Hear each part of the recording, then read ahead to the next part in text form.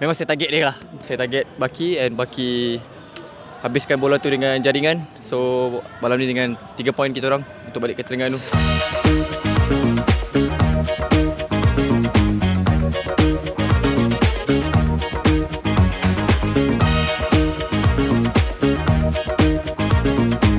Okay, Asri, sekurang-kurangnya macam mana you nampak berjaya juga untuk mengekang beberapa percubaan berbahaya daripada Terengganu sebelum Baki menjaringkan gol pada minit-minit akhir. Macam mana you rasa untuk perlawanan pada malam ini? Pertama sekali saya nak terima kasih pada management PDRM bagi peluang untuk saya untuk kali kedua. Selepas hampir 2 tahun saya tidak bermain. So mungkin malam ni rezeki saya, tapi unluck untuk tim bocor juga satu gol. Dan kekalahan ini merupakan kekalahan ke-9 berturut-turut untuk PDRM FC. Tapi motivasi pemain sekarang macam mana? Adakah orang kata apa, tak nak teruskan juga perjuangan ini dalam apa jua situasi untuk game-game akan datang?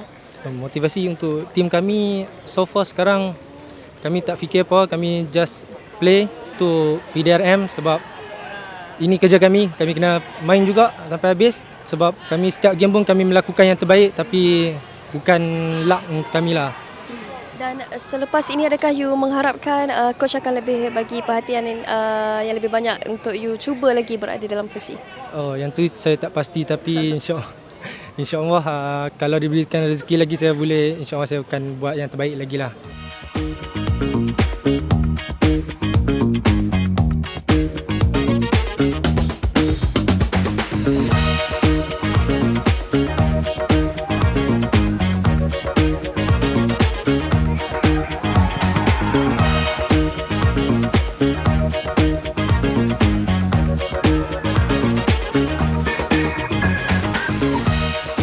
Baki dia segan sikit, tapi tak apa, kita ada partner dia kat sini. Okay, Kimi, mungkin boleh share sikit momen masa you pass bola dekat Baki. You dah nampak ke Baki dekat depan gol tadi?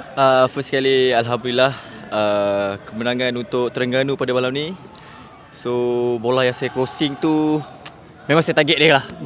So saya target Baki, and Baki habiskan bola tu dengan jaringan. So malam ni dengan 3 poin kita orang untuk balik ke Terengganu. So Alhamdulillah. So Baki, macam mana skor? Sangat puas hati lah sebab saya dapat membantu pasukan, dan saya terima kasih juga kepada Hakimi sebab first debut dia, first assist untuk malam ni. Dan saya harap selepas ni Terengganu akan bangkit dan kita teruskan kemenangan daripada malam ini, start malam ni. Dan Kimi, kita nampak untuk first game pada malam ini selepas dipinjamkan untuk Terengganu FC, adakah you rasa selepas ini peluang lebih banyak diberikan untuk you, dan orang kata apa, tahap keserasian tu macam mana untuk you build up benda tu? So first kali, ini perlawanan pertama saya, first debut saya dengan Terengganu. So saya perlukan more training di Terengganu. Saya harap saya dapat konsisten, and saya dapat tempat di Terengganu lah, and saya harap player-player dapat membantu dan menyokong saya di tim Terengganu. Yep. Dan Baki, ini merupakan gol yang pertama untuk Baki dalam Liga Super bersama Terengganu khususnya. Adakah you merasakan ini orang kata apa, permulaan yang cukup baik untuk you, dan permulaan orang kata 20-26 lah untuk terus mungkin lepas ni dapat lebih banyak gol ke?